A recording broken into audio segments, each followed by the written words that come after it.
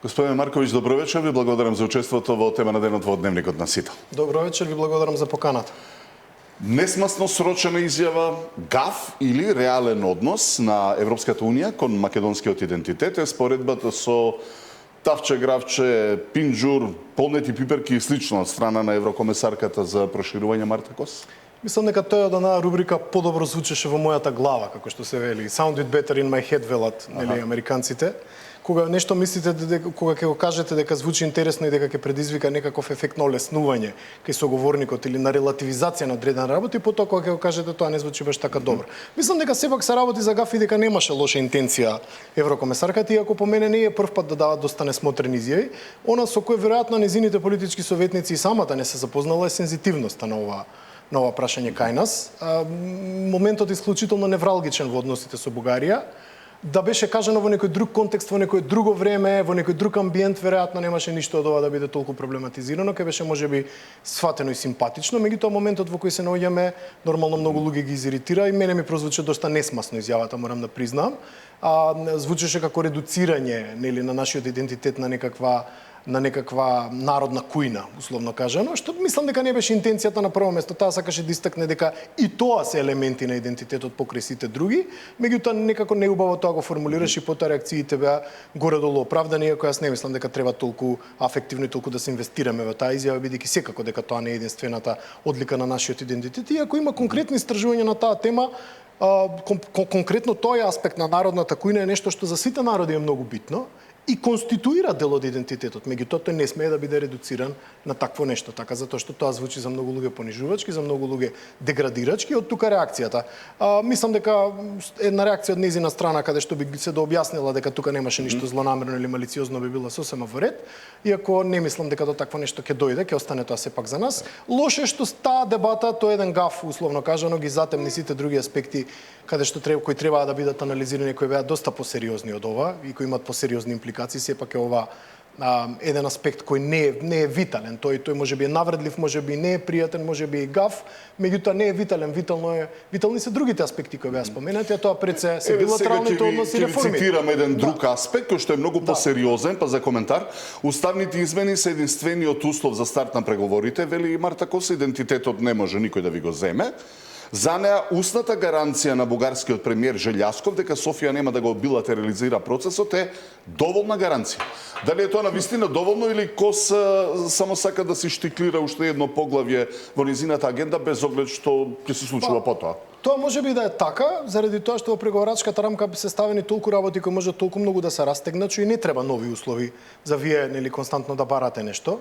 Со обзир дека во преговарачката рамка која во недел кој произлезе од францускиот предлог има делови кои се прилично критични. Гаранциите веројатно веќе на нашата страна условно не значат ништо. И јас велам и каква гаранција сакаме кога ние 95-та го имавме на интерим акорд, договор со Грција дека нели нема да не блокираат заради спорот со името, кога 95-та ги нормализиравме односите, веројатно вие паметите подобро од мене како беше тоа. И на крај сепак 2009-та во Букурешт го прекршија тоа флагрантно и не сносе никакви последици. Така да било какви устни па и писмени гаранции, јас навистина не знам што би ни значеле во овој контекст. Затоа и не ми е јасно каков тип на гаранција бараме. Ќе мораме малку да се позабавиме со модалитетот на таа гаранција, која јас мислам дека не постои модалитет кој може доволно да гарантира дека Бугарија нема да има нови услови, и затоа мислам дека целата оваа дебата троши многу општествена енергија и политичка енергија, а е комплетно залудна. Ние имавме црно на бело 95-та дека Грција нема да блокира, 2009-та во Букурешт повторно блокираше, доживеавме фијаско. Нешто што Бугарија може да вети вака устни премиери, председател и министер за надворешни, меѓутоа од нашата страна е изгубена очигледно довербата. Скептични сме, иако и нашата страна кога инсистира на одредени нели гаранции кои сакаме да ги добиеме, мораме конкретно да кажеме во каква форма тие треба да дојдат. Ако е тоа воопшто некаква утеха, по мене апсолутно не е, бидејќи еднаш имавме веќе негативно искуство. Ако незиниот став е дека идентитетот не може да биде поврзан со политички ставови, туку се носи во срцето, но токму во срцето на демократијата на ЕУ во Брисел, во Европскиот парламент, нели, следната недела ќе треба да се одлучи дали со амандман ќе станеме модерни македонци, што зборуваат модерен македонски јазик, односно бугарите воопшто не кријат дека тоа е интенцијата. Да. Се што било пред 45-та година на овие простови да биде со бугарски идентитет и јазик. Што според вас значи таквиот амандман доколку биде усвоен? Ќе се изненадите веројатно од мојот одговор, апсолутно не значи ништо. Заради тоа што не постојат модерни и немодерни јазици. Секој јазик си има своја генеза, ниту постојат помалку и повеќе антички јазици.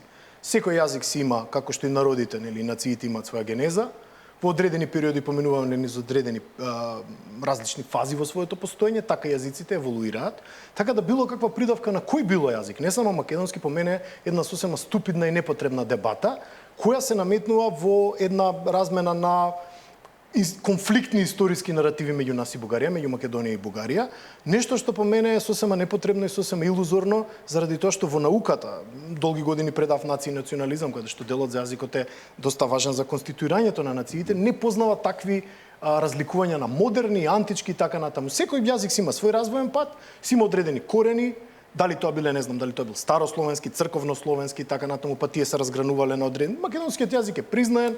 Тоа е факт, не гледам зошто воопшто би дебатирали, не знам зошто воопшто би му додавале какви било придавки. Тоа е технички документ, со модерен да помине, да, понижувачки е за нашата страна, ќе го сватиме веројатно доста лошо, меѓутоа, да ви кажам искрено, нема никаква реална политичка тежина, тој ниту е модерен, ниту антички, тој јазик како и секој друг кој настанал низ процес на генеза. Може би следната изјава дава информации за интенцијата на Софија, бугарскиот европратеник Валчев, вели, цитирам, значи, ние очекуваме да биде изгласан амандманот кој предвидува дека кога зборуваме за македонски идентитет и јазик, станува збор за современите, а не за нешто што може да биде вратено назад во времето и да ја даде на македонската страна можност ретроактивно да објавува личности и настани како дел од нивната историја. Дали се тоа следните чекори на Софија, вето на секое спомнување на македонски идентитет, јазик, личности, посебно преку она што е влезено во протоколите и во договорот со Бугарија, во преговарачката рамка, таа фамозна заедничка историска комисија. Во Историската комисија се немојни. Ќе ви кажам и зашто јас бев дел од секретаријатот на Историската комисија во претходниот состав. Таму одлуките се носат со консенсус. Таму мора и нашата страна да се сложи за кој било, и тоа сите членови да се сложат, значи со апсолутен консензус, за да се донесе каква било интервенција во учебниците за две се сфери на работење на комисијата, тоа се учебниците и тоа се заедничките чествувања. Комисијата не може пошироко од тоа да кажува каква било историјата, што била историјата, па некој го поврзува со прашањата за црквата, тоа се апсурдни работи. Може да кажува какви промени тоа, да предлага на владите кои не мора да прифатат препораки од комисијата, и тоа мора со консенсус од обете страни, значи бугарската страна мора да направи некаков гест, да се приближи кон нас за да биде прифатливо за нас, што оди многу тешко, одеше многу тешко со претходниот состав, со овој состав се уште нема никакви резултати, ќе видиме како ќе оди, така да опасноста суштина не постои. Но и незината работа ќе биде ставена во протоколите во согласно договорот, односно Бугарија ќе пробува тоа да го злоупотреби како наратив, како притисок без друго. И во самата комисија се случуваат тие работи во претходниот состав. Јас можам да ви кажам дека на секое доаѓање на ќорсокак или кога нашите научници ќе ги стераа бугарите, да речам, во мртофагол или во ќош, тие секогаш користеа политички аргумент, ама вие не сакате во Европа. Што не беше во делокругот на работата на комисијата. Тие треба да разговараат за историски прашања, не да разговараат преку форми на политички притисок. И професорот Георгиев, и професорот Тодоров укажуваа во претходниот, и мислам дека и момците во новиот состав ќе укажуваат на тоа нашата страна. Дефинитивно се укажува со оглед дека брзо завршуваат. Политички притисок секој пат кога нешто од нашите аргументи нема да им се допадне. Ова ќе биде перманентна опасност низ која ние ќе поминуваме. Ова нема да заврши.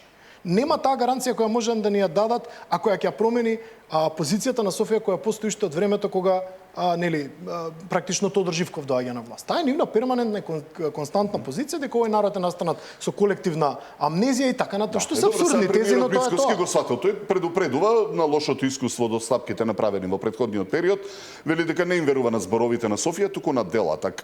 Каква иднина има евроинтегративниот процес, ако Мицкоски додава дека Македонија чекори кон европски пат, европски вредности, но нема да прифати наметнувања под маска на европскиот процес? Па повторно тино доаѓаме до концептот на гаранции. Ако сака оваа влада гаранции за да продолжи и се друго е ризик, тогаш мораме да дефинираме какви. Ја повторно ќе кажам дека сум многу скептичен кон концептот на гаранции. Дефинитивно не гледам која е таа гаранција која може да биде. Во преговарачката рамка, посебно во делот на историската комисија, не постои опасност дека нешто може да излезе од контрол. Они може да се обидат да прават притисок, може вакви и такви наративи да кажуваат нивни политичари. Меѓутоа тука не можат без консензус ништо да постигнат. Апсолутно. Механизмите во комисијата се супериорни во однос на тоа да одговараат и на нашата страна. Апсолутно се супериорни во однос на тоа да добиеме поволен резултат, ако знаеме да изиграме. Она што не ме јасно е какви гаранции бараме. Никој не се ни од владата, ни од било кој друг политички ентитет не излегува да кажат сакаме написмено да звучи вака, сакаме да ги има овие членови, сакаме дури да ги има. Го повторувам искуството на 95-та. Кажа неколку чекори што би сакале признавање на малцинството, вметнување во комитетот на малцинства, на македонците, нели, да биде тоа еден реципроцитет. Да не се лажеме. Мислам дека промена на уставот е практично Бугарија. Тоа е виртуелна дебата која Бугарија нема никогаш да прифати. Бугарија е смртно уплашена од признавање на македонското малцинство. Се разбира, тоа е за нив тема која не сме дури не да се отвори. За жал сме ставени повторно во асиметрична позиција, ние да бидеме тие кои ги прифаќаат понижувачки услови, а не тие.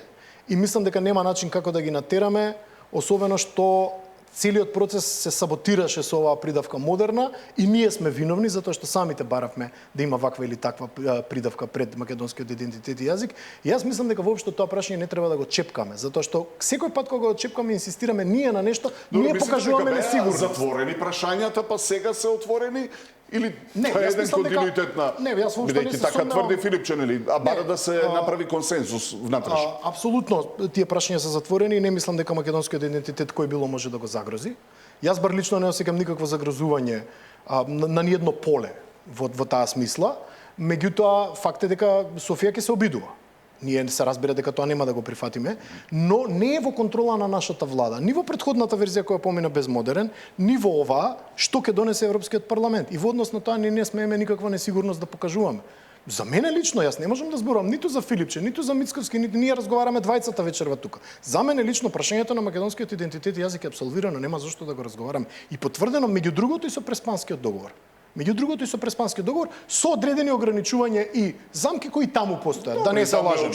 Се разбира на Софија околу антиквизацијата и така натаму имам јас своји резерви во однос на Преспанскиот, се разбира, но никогаш не можете да издействувате перфектен договор, да можеше тоа да се направи некоја антиката на Грција се останато на Бугарија излезе работата, а овој пат се соочувам исто со пораки на повторно би рекол протоколарни, единствена шанса за напредување, единствена можност за прозорец на можности што не смее да се пропушти. Дали овие веќе видени еуфрази имаат влијание или пак се некаква форма на предупредување или притисок за уставни измени? Би било одлично да се тоа единствените пораки кои јас лично сум ги слушнал.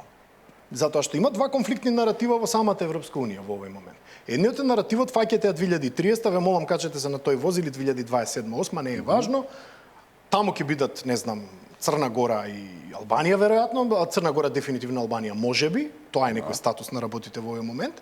И вториот наратив е суштина оно што ја го слушнав од еден од представниците или долгогодишниот председател на германскиот Бундестаг, господинот беше гостин, се извинам што му го заборавив името, на фондацијата Конрад Аденауер, кој јасно каже дека Германија е заморена од проширување, дека проширување не знаеме никога ќе има никако, така да тоа целата работа уште повеќе ја саботира во смисол на градење на германскиот канцелар, прво реформи на ЕУ, па потоа проширување повторно. Или ќе се договорат околу тоа да имат единствен наратив, дали 2030 е некаков реален таргет, па ние овде да се трвиме и да се поларизираме уште повеќе со некаква повисока цел дека нешто ќе постигнеме, па да се расправаме барем за некаква известна добивка, условно кажано политичка.